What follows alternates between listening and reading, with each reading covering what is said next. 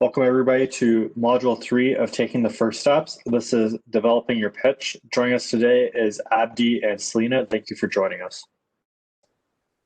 Thank you for having me. Hello, everyone. Hello, Celina. Thank you for joining us. Just to recap for those that may have forgotten from the first two videos, so the intent behind this project is to enable racialized Canadians to seek office by bridging that gap of knowledge that they may not traditionally have within their own communities. And we're doing that by bringing together racialized politicians and politicos alike to give their input and feedback on their own experiences in running campaigns, being part of the campaign, as well as being in office and the issues they face being a racialized person in office.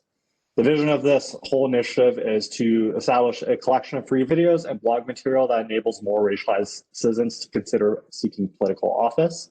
And our guiding principle is that no person should be limited from accessing this material regardless of race, income, location, or partisan ideology. So Module 3, Developing Your Pitch, is the third of the 8. Today, joining us is Celina Caesar-Chavannes, the former Member of Parliament for Whitby, Oshawa. So Celina was elected in 2015. She served as the Parliamentary Secretary to the Prime Minister and to the Minister of International Development et la Francophonie. She now works as an independent consultant, thought leader, and advocate for issues such as mental health and equity. She serves as a senior advisor on equity, diversity, and inclusion initiatives and an adjunct lecturer at Queen's University. She has served on governing council for the University of Toronto and advisory board for Canadian Institutes of Mental Research. And she was named one of the most influential people of African descent, Global 100 Under 40, Politics and Governance, and Black Parliamentarian of the Year in 2017, as well as featured in the April 2018 edition of O Magazine and named Shailen's Magazine Women of the Year 2019. We're honored to have you, Celina. Thank you for joining us. Thank you so much for having me. So the topics today, we'll be breaking it down into two macro themes, divided up. In between, we'll have a question and answer session with Celina. So the first is focusing on how to develop your pitch, and then the second half will be what to include in your pitch. So when we begin thinking about how to develop our pitch, the first thing we should try to really consider is exploring the reasons why you're running.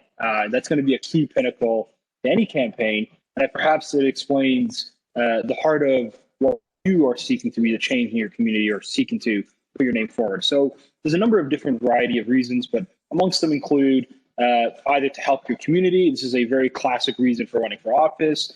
You see the needs that your community needs, and you believe that you have the skills and the experience to fill those needs. The other one is advocating for a specific cause or specific causes. There's a specific policy or issue or cause that you're passionate about that's affecting your community, and you feel that you can have a real impact on that issue by running and putting your name forward. I mean, I'll put this to the group. What current issues are filling up the airwaves, and what are your stances on them? And those are just typical type of discourses. So absolutely, understanding why you are running is critical. And when I ran, I always thought about why I was there and how I got there. And both of those answers were the people. Why I was there is for the people, to serve the people, and how I got there is because people voted me in. So you really need to have that in the back of your mind throughout those 4 years or 8 years, however long you're there. But those 2 points, yeah, the community for one, but they usually intersect with some kind of cause. So whether it's a disease specific, I know a lot of people right now are advocating for a national strategy around youth, for young people coming out of COVID, making sure that we're not siloed and having a disease specific strategy, but looking across the continuum of impacts of children who have neurological or developmental disorders.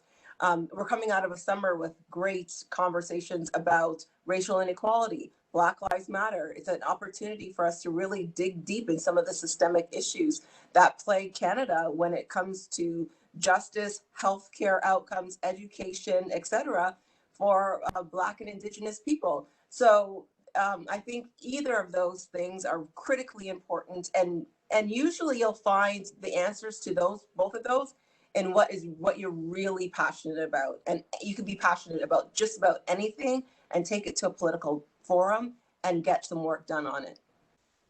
Absolutely, absolutely. And I think all that comes from this the drive. This all kind of contributes to the passion. Because I mean, campaigns are tiresome. I'm sure you know, and these are the things that fuel you.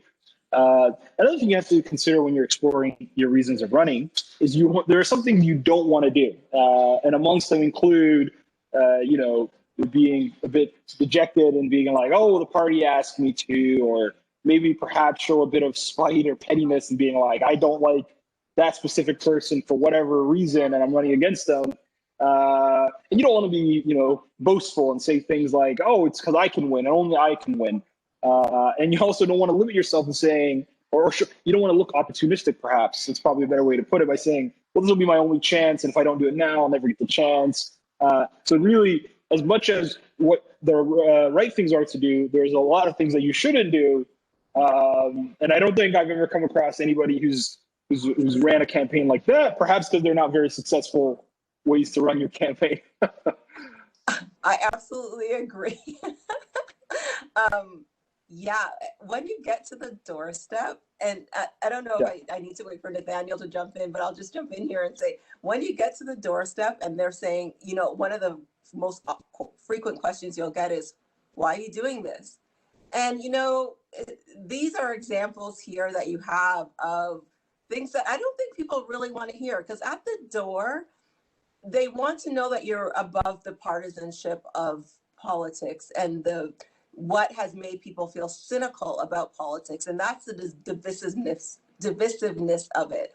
And these answers here are really around that sort of egotistical, self-serving, party-focused way of thinking about politics, which people are trying to get away from. And you want to get people on your team. Usually when you're at the door, what you're trying to convince, you're never going to convince one group of people that are always going to vote to the left and the group of people that are always going to vote to the right. You're going to try to convince the people in the middle. It's like people who buy Coke and people who buy Pepsi.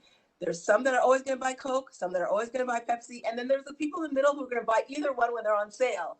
You're trying to speak to the people that are buying things on sale, and doing it based on these things here are not going to cut it. You really need to think about what we talked about on the previous slide and figure out what your passion is and speak to your passion, speak to what you know. Thanks for that, Celina. Into that, it's this whole notion of branding yourself, right? And if you can kind of think of it like selling that product of somebody that is willing to be in the middle and go either way.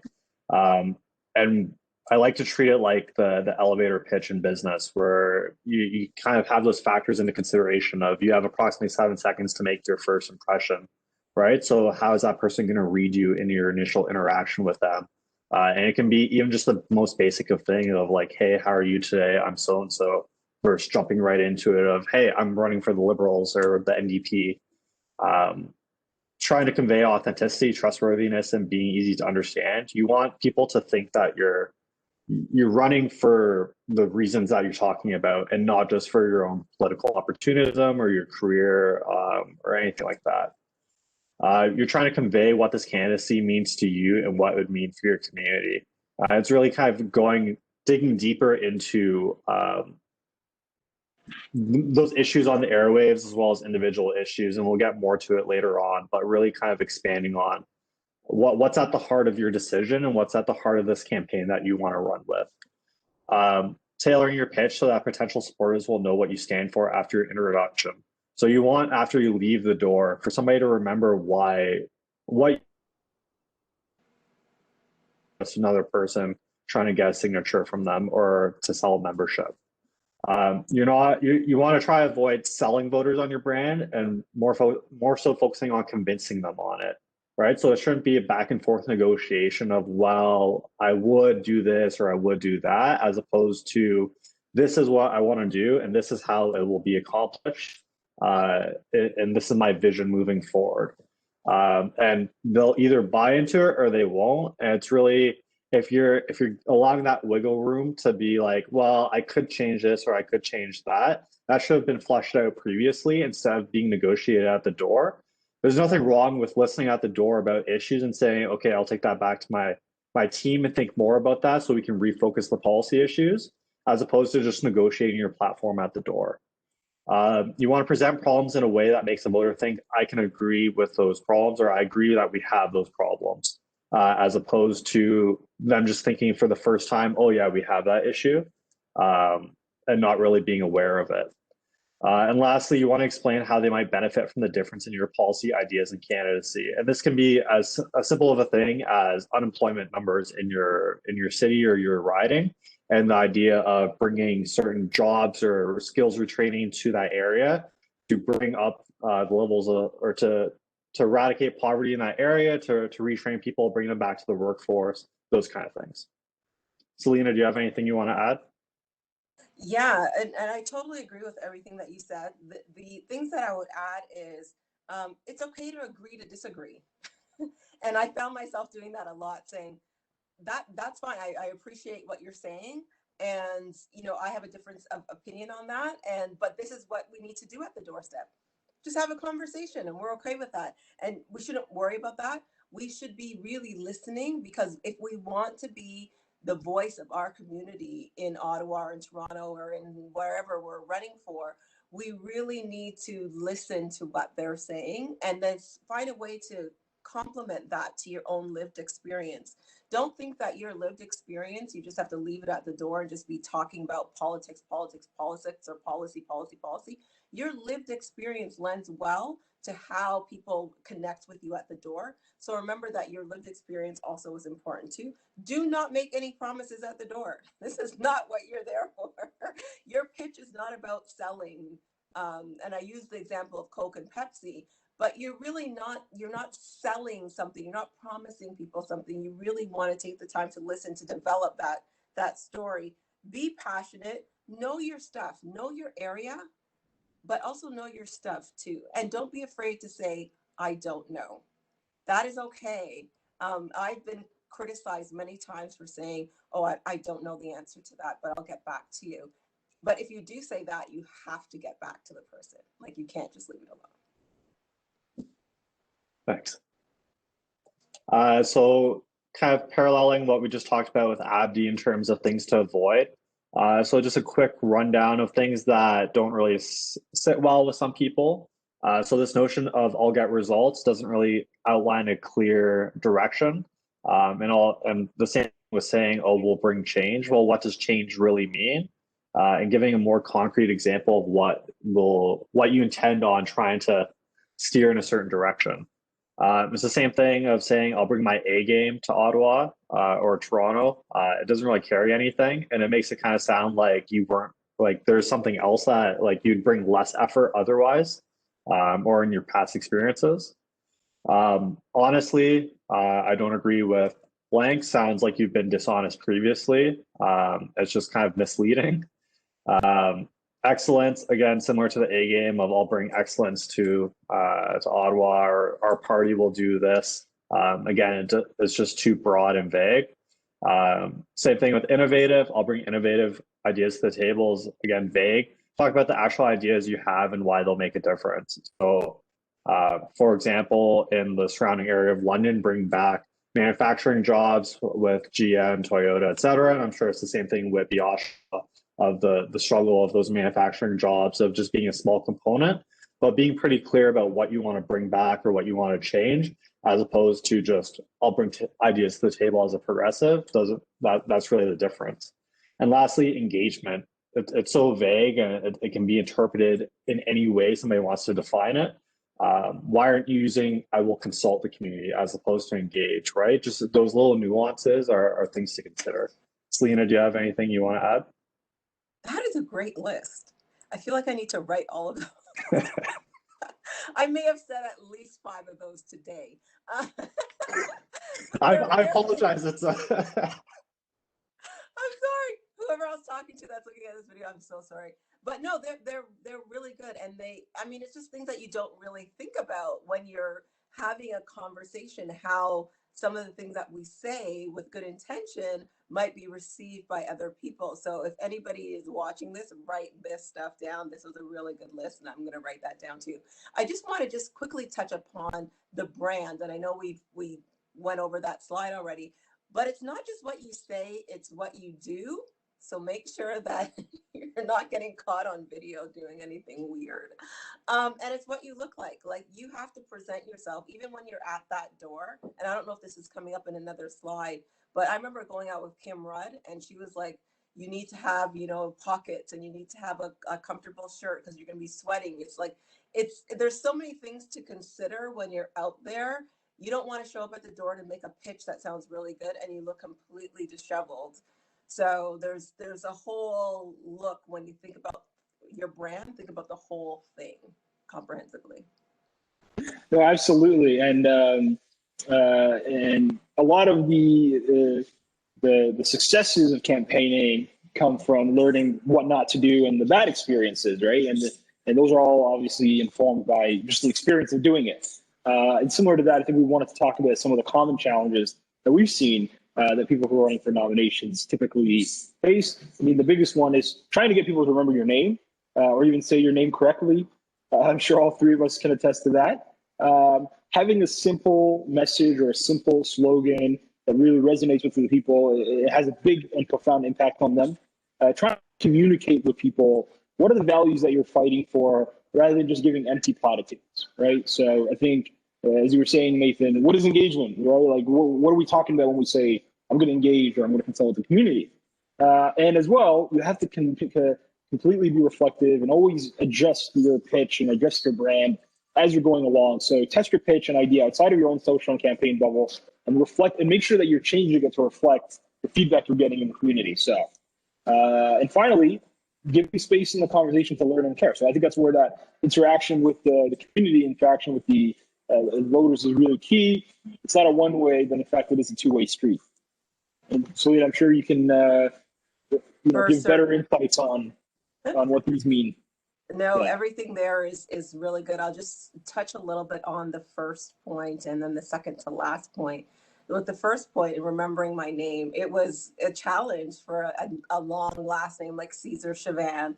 And so I remember having this conversation in the by-election, and then us coming up with just Celina sticks and just using my first name on some of the signs that we had because it just made sense. And this is where innovation comes in, is where we have to think about how to make sure that people remember. And, you know, it was easy. I mean, I think now, you know, people still have problems pronouncing my last name, and I always have to sort of sound it out phonetically for people.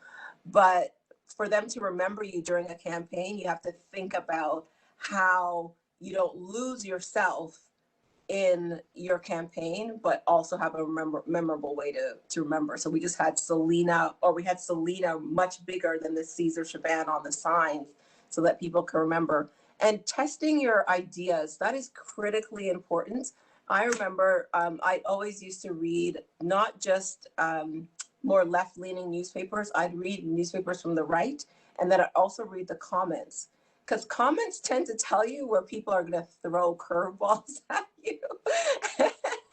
And sometimes people say, don't read the comments, they're so bad, they're so bad. But when you're in a situation where you need to answer media, or you need to answer stuff from the opposition, or you need to, you know, you're on the doorstep and somebody's like slinging mud at you, if you're caught off guard with that, it almost appears that you don't know, you weren't prepared.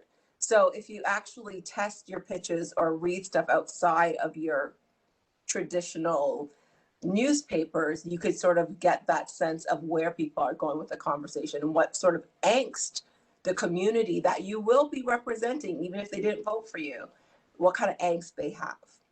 And now we get to the fun part. So the first question is, before public life, what did your career and upbringing look like? Oh, I had a lot of fun growing up, to be honest. My parents immigrated here from Grenada, and I really saw them, they came with $100 in their pocket. I really saw them struggle and really work to build a successful business. So we always never really had to want for anything as kids growing up. Education was absolutely paramount. Like we had to, that was our job. We had to go to school and do well. And, you know, before I got into politics, starting my business in neurological research, really thoroughly enjoyed it, thoroughly enjoyed that lifelong learning, that education that was so ingrained in me from a child, learning that, and then taking all of those learnings through research and getting that data through research, but also marrying that with lived experience of people. So I love talking to people and seeing where the data that we were doing our research in matched up with their lived experience. And if they didn't match up, it was kind of like, so what do we do in terms of policy to make that match or to bridge those gaps between what people are actually living and what the data is showing us? And an example of that is like caregiver burden for people who are looking after their parents or relatives with Alzheimer's or Parkinson's or any of these neurological disorders. It's a full-time job sometimes. And the policy gap there is to make sure that they had tax credits or something that they could lean on in order to compensate for that extra work that they did.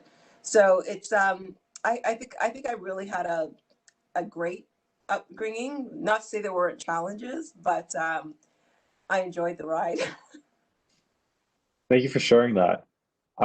What drove you to shift from your previous career to running for elected office?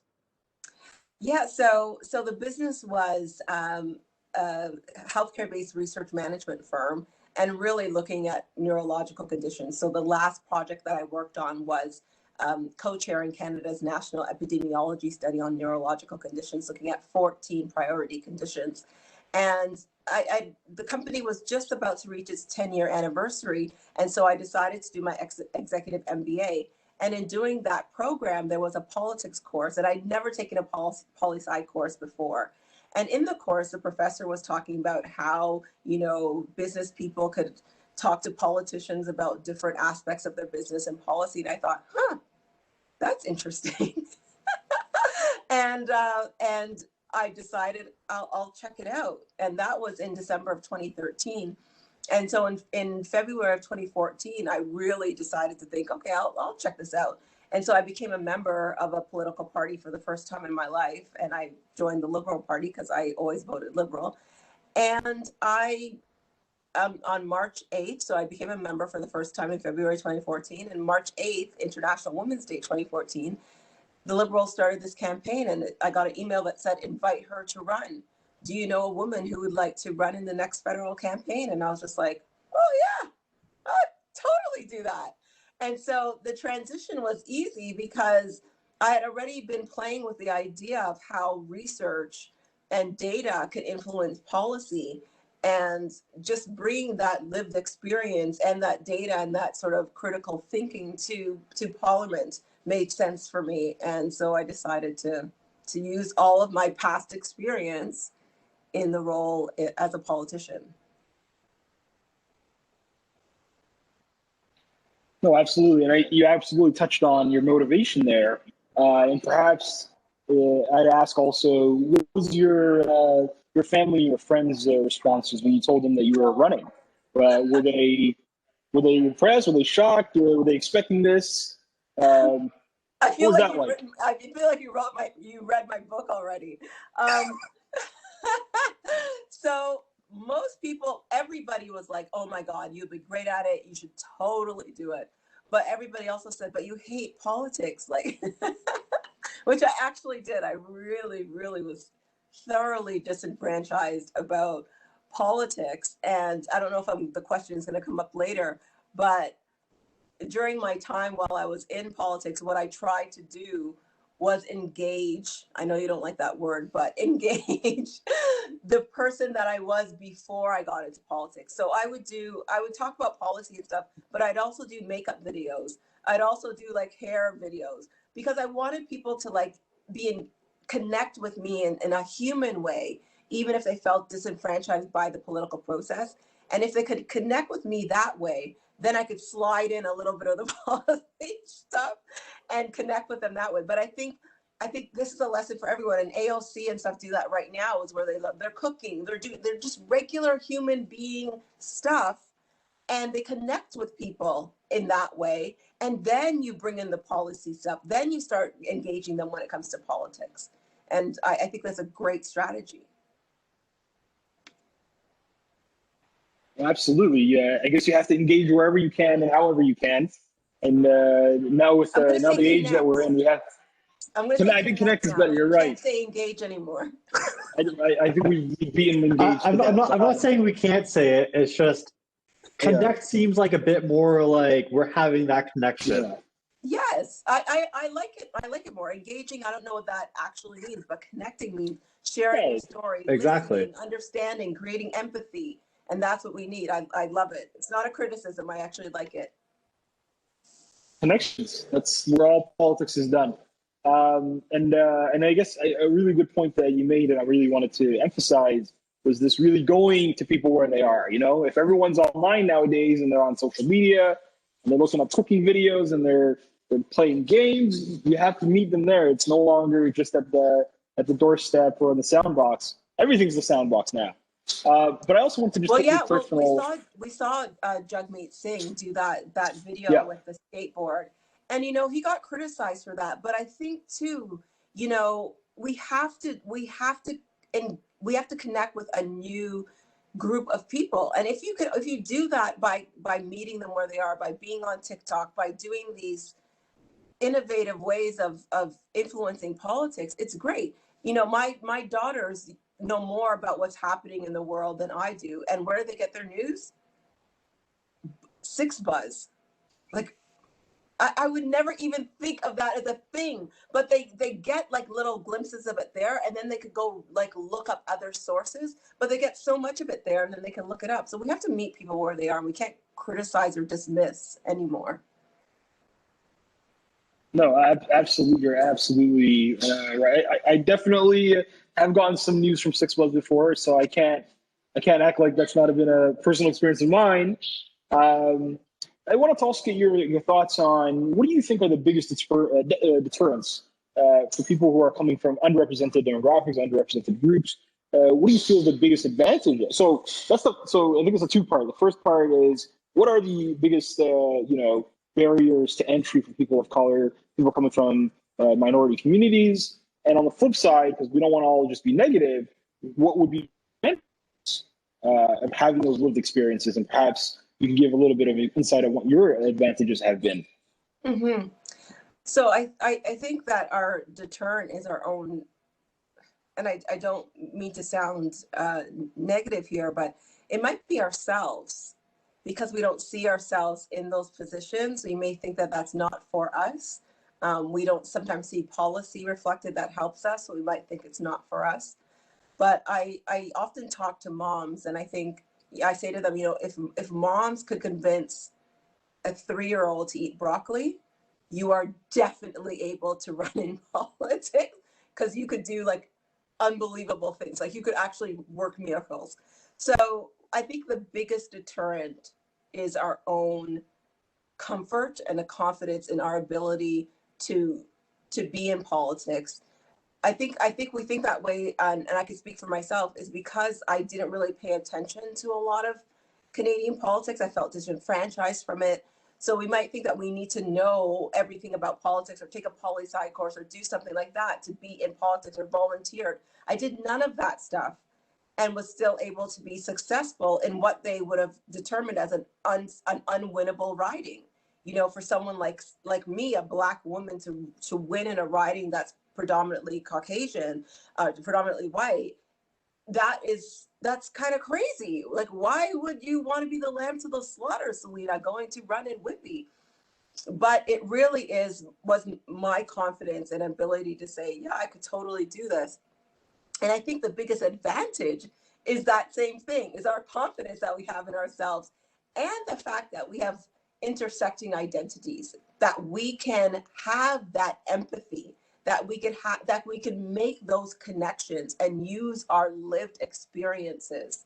Use the experiences where we felt slighted, where we felt hurt, where we felt pain, where we felt fear, but also where we were able to gain success and joy and happiness in our lives, and connect with people at the door with those experiences. And I think that's one of the things that I did really well here in Whitby, where people would say to me, Celina, I'm conservative. Yes, I'm absolutely conservative, but I like you. I don't agree with you, but I like you. and I think that's the difference. And I'm really going to take to heart this understanding, or this notion of not using the word engage. I really appreciate it, because it is about those connections. If you're able to connect with people at the door, you're able to do amazing things. Thank you for that, Celina. So I guess related to this notion of almost moral courageousness, what piece of advice do you have for those that may not think that they have the political capital or experience necessary to make a difference in elected office?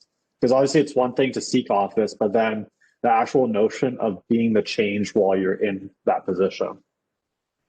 Yeah, so I didn't think I had any political capital or experience.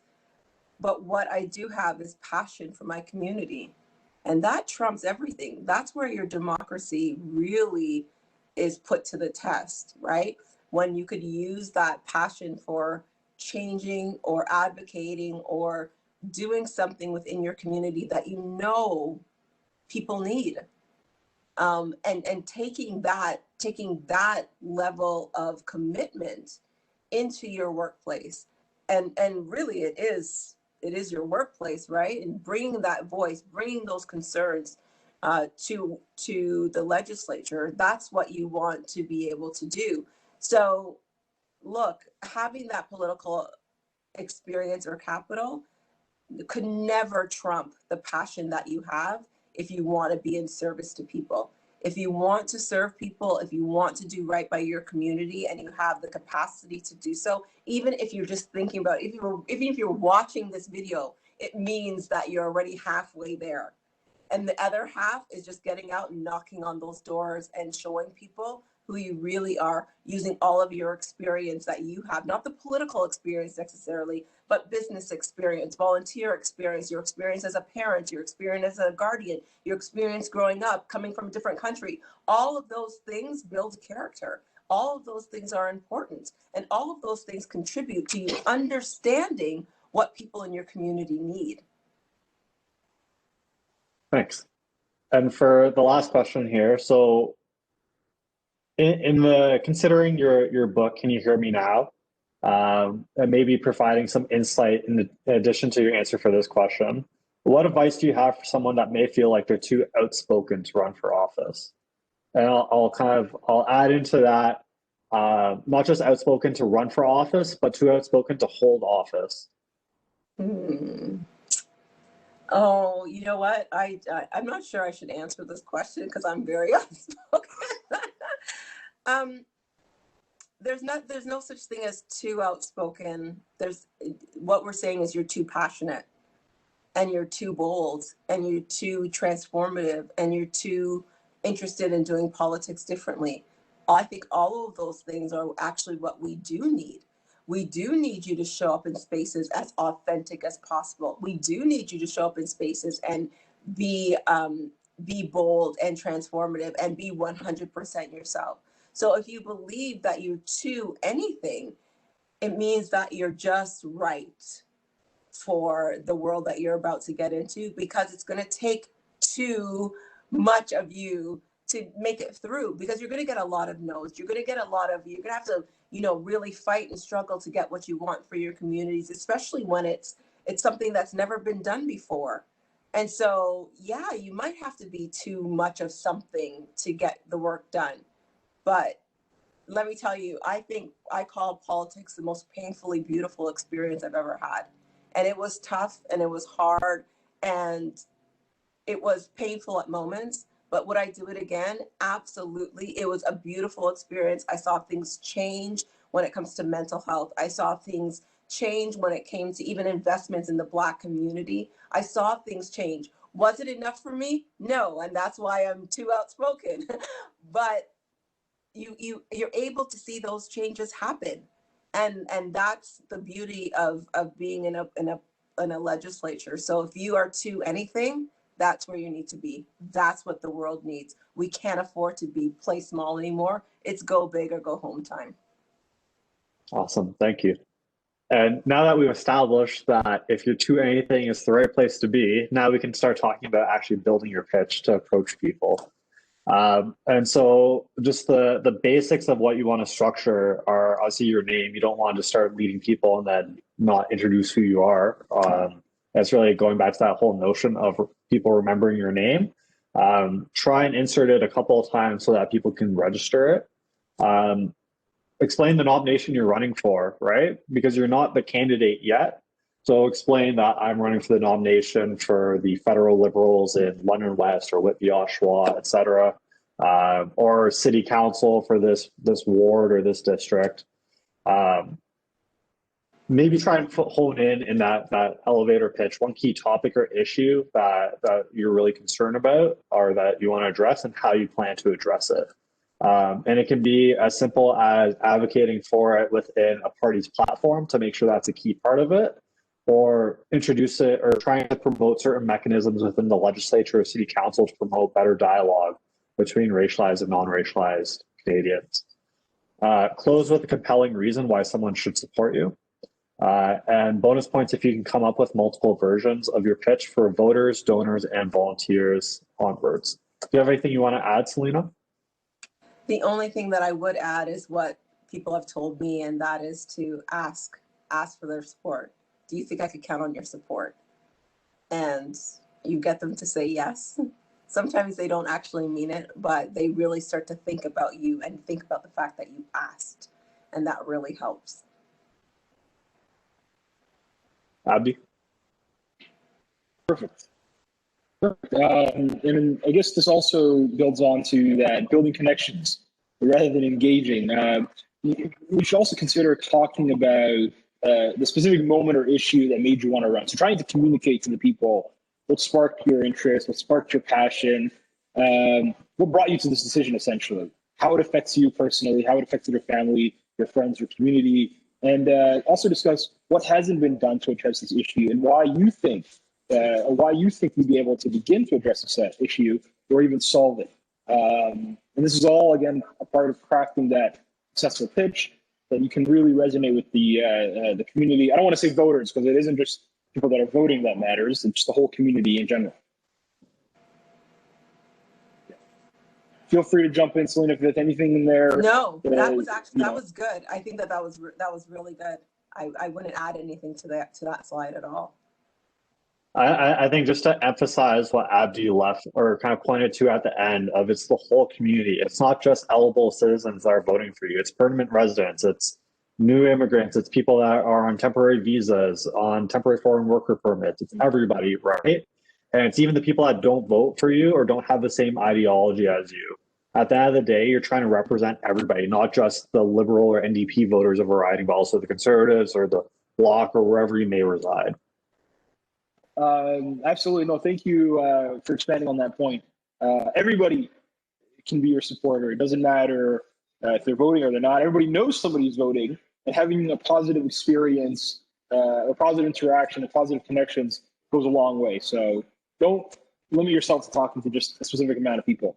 But also we should consider background experience. Try to discuss about, try to discuss what your past experiences are, why they're relevant, include perhaps your personal situation, try to kind of personalize it, make it an intimate moment, discuss your career path or education. What have you done up to this point? What did you learn? What did you study? What did you do? And how have those qualified you to be, qualified and credible person on this stuff? Discuss any community involvement you've had, whether it's volunteering on boards, being a part of community initiatives. Celina, you've done so much. You're a perfect example of somebody who had a completely well-rounded experience, not only in the private sector, public sector, but also in terms of nonprofit and giving back. But also, and a really good point is the network. So are you a part of any networks that can perhaps boost your chances of getting the nomination? How can you leverage those things? Yeah. The only thing I'd add is if you don't have those, start building them now. Like really, there's no time like the present. And I mean, it might not be as big as an advocacy group or, a health reform group or something. A book club, like just start off small if you're not sure and you want to take baby steps. I mean, I'm at, the University of Toronto and CIHR, but I also was very involved in very local, smaller boards, smaller organizations that I felt comfortable in, and then built my way up to that. So it's not something that you just dive into. Maybe it is, but just saying that it's not a competition. It is really what you feel comfortable doing, and then making sure that everything on this list, that you use it to the best of your ability for your campaign. And Celina, I think you bring up a great point of especially focusing on not discounting people's experiences. There's nothing to say that experience with a local farmers market or a book club or anything else is weighted less than involvement in a national initiative or like sitting on a board of directors for a university. Everybody has their own experience, and it's really about relating it to why you're the person that should be addressed or speaking for your community. And again, you don't have to have a PhD to be the best candidate, right? You could have a high school education or your grade 10, or not even have that as maybe someone that came as an immigrant that doesn't have an education. Absolutely. Also, and finally, talk about the issues. People care about issues. People have issues that makes them interested in politics. And perhaps, I mean, Celina, you can definitely explain this better than I can. The first interaction people have with politicians or public servants is when there's an issue. No one's going to come to you if things are going well. No one's coming to you just to talk for the sake of talking. They're always going to talk to you when there's something that's going wrong or something's not right. That's something that they're passionate about, that they want to see addressed. So definitely try to tie in a specific local issue, whether it's perhaps low-income housing or supporting business development in your area. But also you can consider broader issues, not just within your immediate community, but rather reflects the region. So Ethan, earlier you mentioned manufacturing jobs, not only in Whitby, Nashua, but also in London and Southwestern Ontario, and also national issues. Sometimes you're really passionate about a specific national issue, whether it's like pharmacare or whether it's mental health supports for all Canadians, whatever it may be. Make sure that you're communicating to people what your stance on issues are and what you would do about them if presented the opportunity. And I think this is where we need to listen to, right? So you need to, first of all, listen to what's happening in the news and around the world and in your local community. But also when you get to that doorstep, listen to what individuals think are their issues.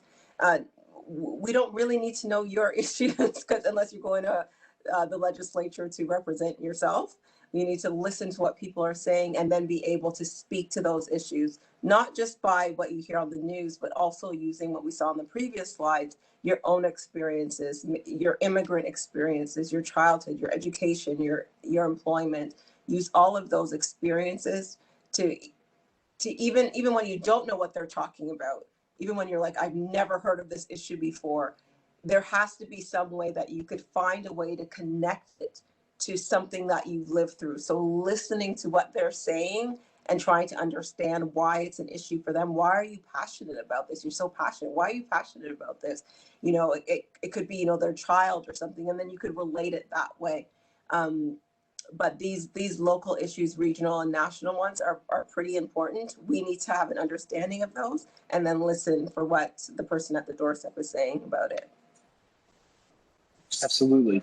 If I just may ask, because I'm sure a lot of people are probably wondering, well, where are the best places to figure out the issues? I know in American politics, especially when talking about the African American community, everyone says the barbershop. You go to the barbershop or you go to the church on Sunday, and you're going to find out what's important to the community there. From your own experiences, where have you, expected to find a place to find issues, but where were you unexpectedly finding a community engaging with you and connecting with you back to what the issues are? So that's more from the U.S. too much. Yeah, you know what? It's interesting because barbershops are great if you have a son or a husband that goes there. But and I love going to the barbershop with my son because it's just fun to listen to. But I find in those Facebook groups, like I'm a part of a few moms groups on Facebook, so you're able to get a sense, or the Whitby whatever South group has a grouping and they complain about things that are there. So you just want to be tapped into those groups, not in a way that seems sort of like you're spying, because I'm really engaging in those groups as well, but in a way that, you just want to listen, you want to understand what the issues of the community are. And I think those are the new way in which people could understand what is going on in their community and what is probably issues that people are having who are relatively close to you.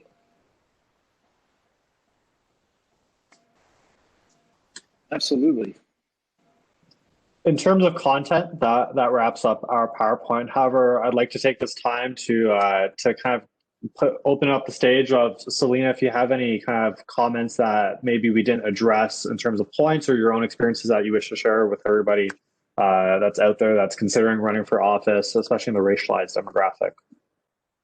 You know what? I gotta say, this was really, really impressive. I don't know if I'm supposed to be gassing you up right now, but it was really, really good. I think it was really comprehensive.